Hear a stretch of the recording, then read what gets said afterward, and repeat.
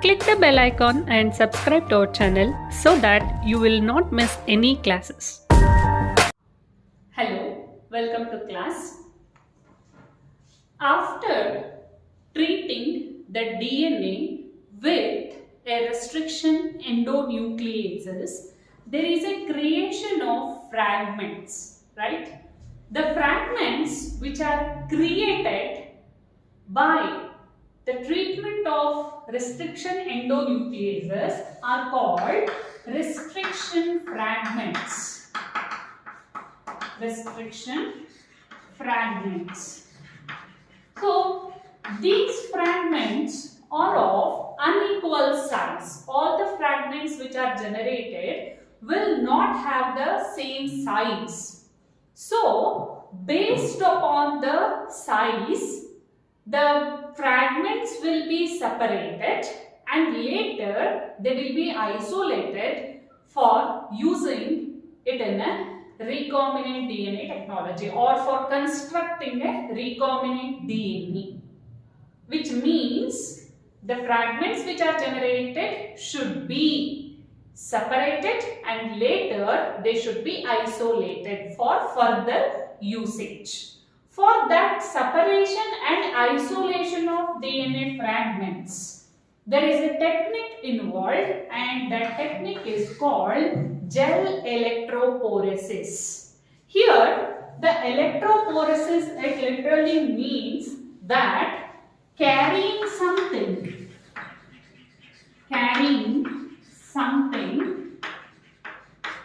under electric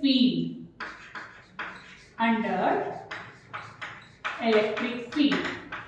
So here that something will be DNA fragments. The DNA fragments will be carried in a medium and that medium will be the gel, and I will tell what is that gel later, by applying the electric field. So here the DNA fragments will be separated by applying a electric field.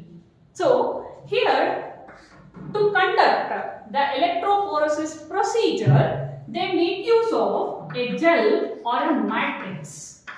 That is, for carrying the DNA fragments, the matrix is required. The matrix used in the gel electroporosis is polyacrylamide or agarose, but the widely used one is agarose, and this agarose is a polysaccharide. Agarose is a polysaccharide isolated from seaweeds, popularly they are red algae, namely Acidium and Gracilaria. From the seaweeds, Acidium and Gracilaria, they belongs to red algae. From them, they isolate a polysaccharide known as the agarose, and this will be available in market in the powder form. In the powder form it is available, and this powder will be dissolved upon boiling in water. By adding water, it is boiled. So upon boiling, the powder form of agarose will be dissolved completely and it will be in a liquid state. So here, this mixture of agarose and water will be transferred through the electrophoretic tray. So here I will draw the electrophoretic tray. So just you should remember here that consider it as an electrophoretic chamber. So I will draw it. So this is electrophoretic chamber. So usually they are made type of fiber or the plastics material. So this is a tray. So to this tray, what they will transfer? Agarose mixture, that is the powder of agarose will be dissolved in water upon boiling, so that there is a creation of some liquid, and that liquid will be poured into this. So I will draw it like this. So here is a liquid poured one, and it is allowed for solidification. So I will write it here, the flow chart, so that it will be easier for you to remember. So what we have to do first? Powder, that is agarose powder, plus water, it is boiled, and upon when it is hot, at that condition itself it should be transferred to electrophoretic tray. It should be transferred to electrophoretic tray. After transferring, it should be allowed for solidification. Allowed for solidification. Allowed for solidification. So here upon solidification, here in the matrix there is a creation of pores, because between one molecule and another molecule of agarose there is some space. So that space will create some pores, and remember that pores are not visible to us, but the pores are created within the matrix, and that pore size will depend on the concentration of agarose. So the amount of agarose, if it increases, the pore size may decreases. If the amount of agarose is less, the pore size may be bigger. So here there is a defined concentration of agarose for defined water quantity. So here upon solidification in the matrix there is a creation of pores. So remember, those pores are not visible to us. So after solidification, at one end it should be considered as anode and another should be considered as cathode. So here I will draw here, this is cathode end which is negatively charged, and this is anode end and which is positively charged. So here, which end we have considered it as a negative end? At that end we should create the wells like this. So the wells are created by using the combs.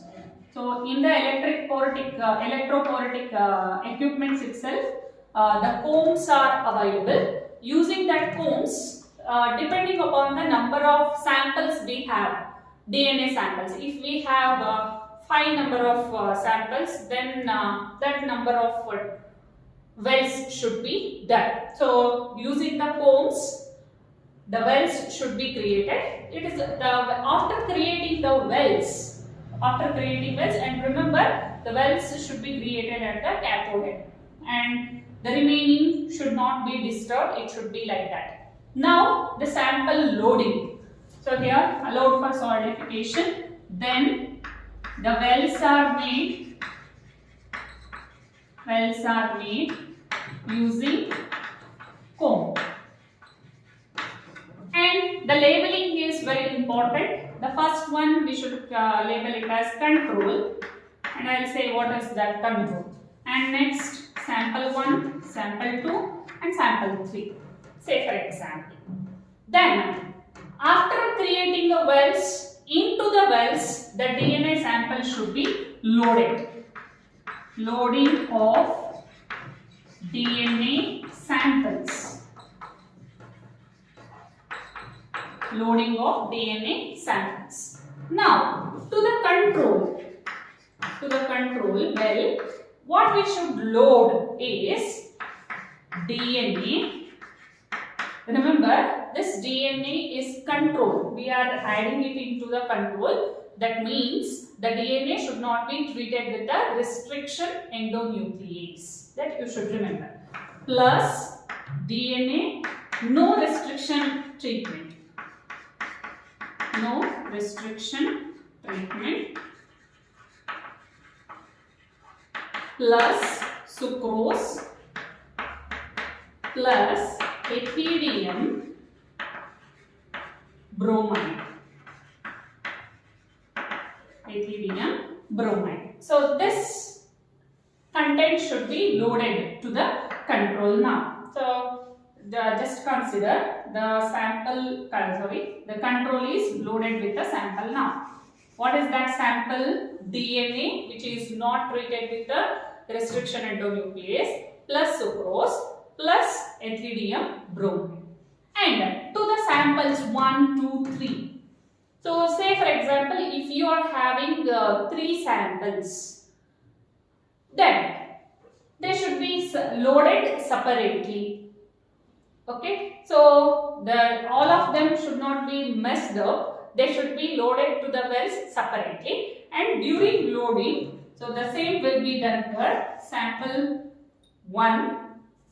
For sample 1, what we should add? DNA, but here the DNA is treated with the restriction endonuclease. With DNA with restriction treatment, that means here the fragments are generated. Restriction treatment plus sucrose plus Acidium bromide. Okay, so this is sample 1, and there is a different DNA and treated with different restriction endonuclease should be loaded to the sample 2, and for sample 3 the same thing. So here I will show it. So here also the sample is loaded. Here also the sample is loaded. Say consider. That means here in control there is no restriction treatment. So there is only one molecule of DNA, full length. So there should not be formation of the fragments or the bands. Only one band should be formed here. Here it is treated with the restriction endonuclease. So there should be creation of fragments, because there are many fragments generated, and I told already the fragments are of different length. All of them will not have the same length. Hence, the fragments which are having same length should form one band. Okay. Likewise, how many bands formed, that depends on type of restriction endonuclease we are using. Okay. So after loading the samples, and one more thing, we are adding sucrose and Acidium bromide along with DNA. You may ask now, why there is a need of adding sucrose and Acidium bromide? We need only the DNA, but we are adding these two also. It is because sucrose will increases the thickness of medium. Okay, very light the DNA and the other contents what we are using, the saline will be used here. So they are having the less thick, viscosity will be less. So the separation may be altered if we not add the sucrose.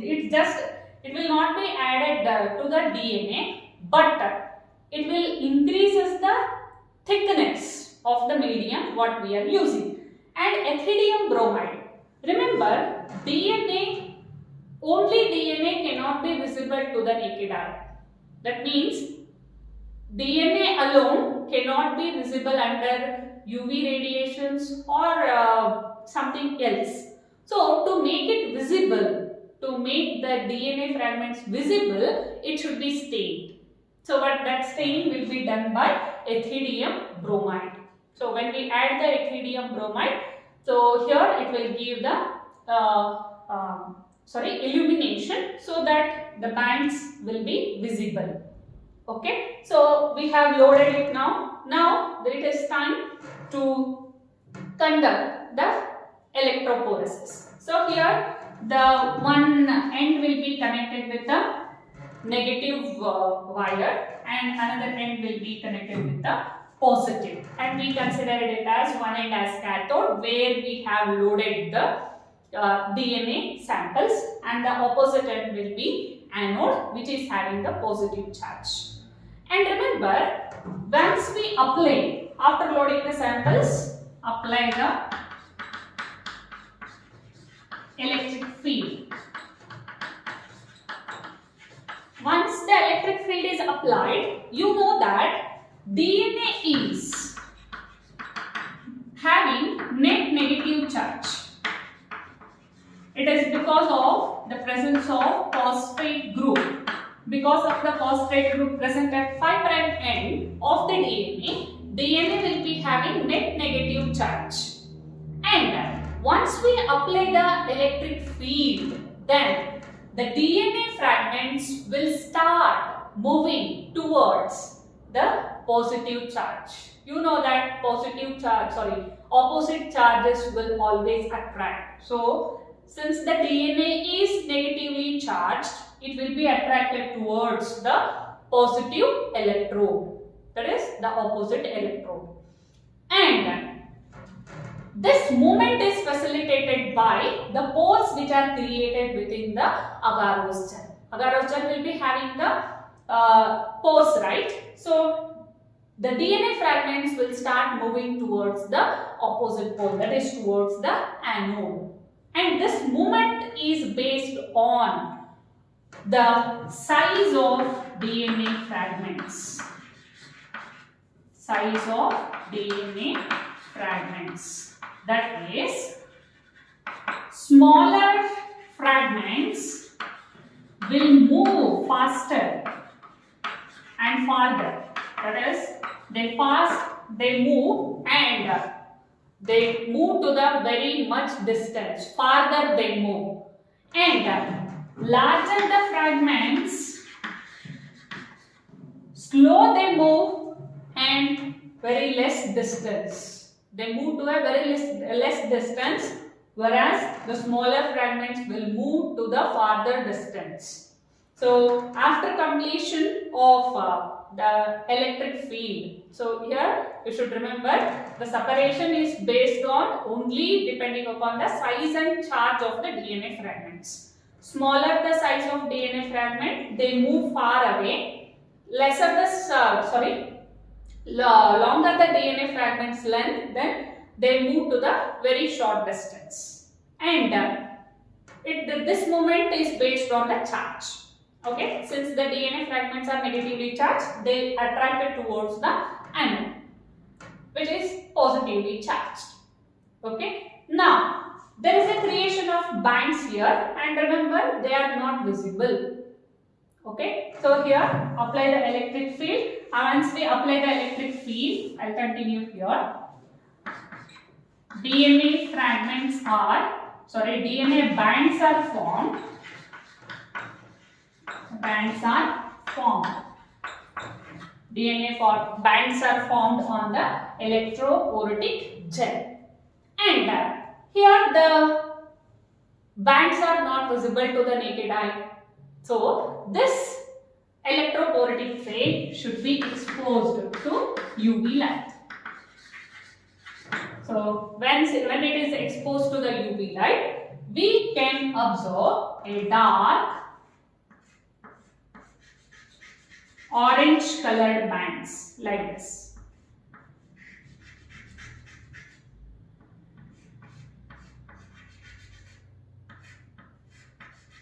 Dark orange colored bands are formed, and they will be visible only when it is exposed to the UV light.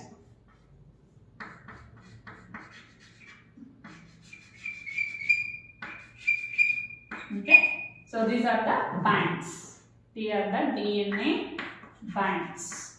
So here the first one is forming only one band because it is not treated with the restriction endonuclease, and the remaining are treated with the restriction endonuclease. So they are forming the bands. And remember, the band which is formed will be here, it will be having longer length DNA fragments. Here shorter length DNA fragments, because we have studied here the fragments which are moved far away will be having smaller size, which are moved to the less distance, they will be having the longer size, and these will be having the medium size, obviously.